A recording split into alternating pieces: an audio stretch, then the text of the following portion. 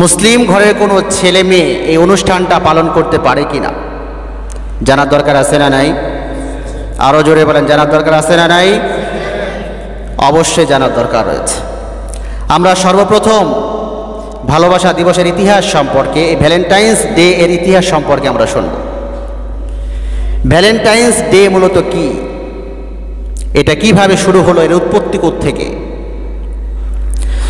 যীশু খ্রিস্টের জন্মের আগে ৪র্থ শতকে তদানীন্তন সময়ের পৌত্তলিক এবং মূর্তি পূজারীরা তাদের সমাজে প্রচলিত বেশ কিছু অনুষ্ঠান তারা পালন করত এবং অনুষ্ঠানগুলোকে কেন্দ্র করে তারা তাদের দেব দেবতার পূজাও করত। এই মর্মে অনেকগুলি অনুষ্ঠানের মধ্যে একটা অনুষ্ঠান ছিল, তারা এটাকে তাদের জমির উর্বরতা, ফসলের উর্বরতার জন্য অনুষ্ঠানটা তারা পালন করত এবং যে কোনো অনুষ্ঠান পালনের ক্ষেত্রে তারা এর সঙ্গে সংযুক্ত করত কোনো দেব অথবা দেবতাকে।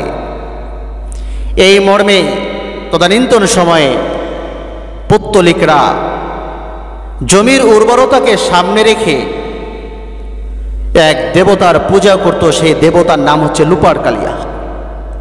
এই লুপারকালিয়া দেবতার পূজা করত তারা, এবং এই পূজাকে কেন্দ্র করে এই দিনে অনুষ্ঠান কর্মসূচি ছিল। অনুষ্ঠানের নিয়ম এমন ছিল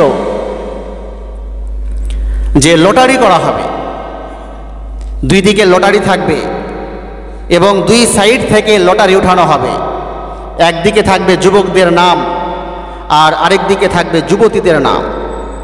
যখন দুইটা নাম একসঙ্গে উঠানো হবে, যেই যুবকের নামে যেই যুবতীর নাম উঠবে, সামনের এই দিবস আসা পর্যন্ত 1 বছর তারা পরস্পরের সঙ্গে থাকবে। যুবক ওই যুবতীকে ভোগ করবে। চিল্লায় কর নাউজুবিল্লাহ।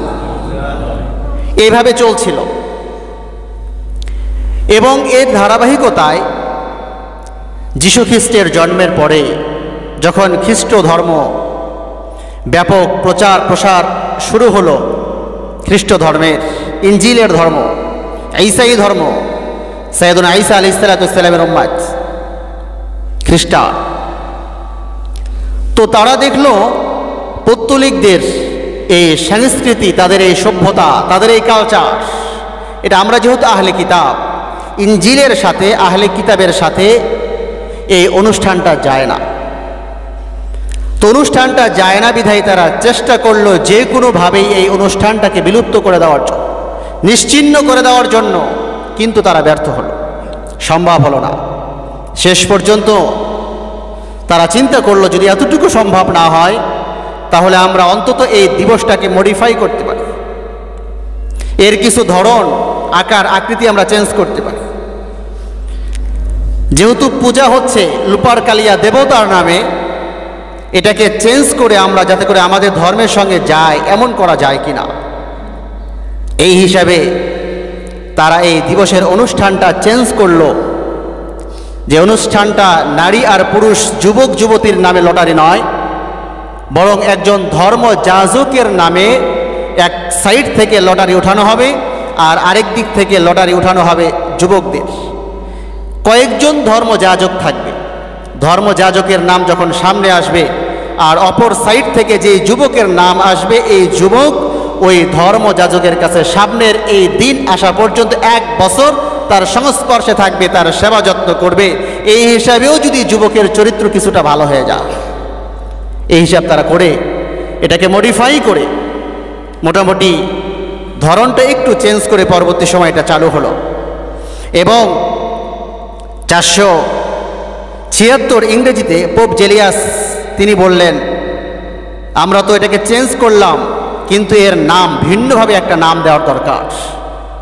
সর্বোপরি পরবর্তী সময় ওই সময়ে একজন ধর্মযাজক, নাম হচ্ছে ভ্যালেন্টাইন, এই ভ্যালেন্টাইনের নামে তারা চালু করলো 476 থেকে এই মিশন, এবং সর্বোপরি 496 সনে এটাকে বাস্তবায়িত রূপ দিয়ে 496 থেকে এই অনুষ্ঠানের নাম দেওয়া হলো ভ্যালেন্টাইন্স ডে, এবং তখন থেকে চালু হলো এই বিশ্ব ভালোবাসা দিবস।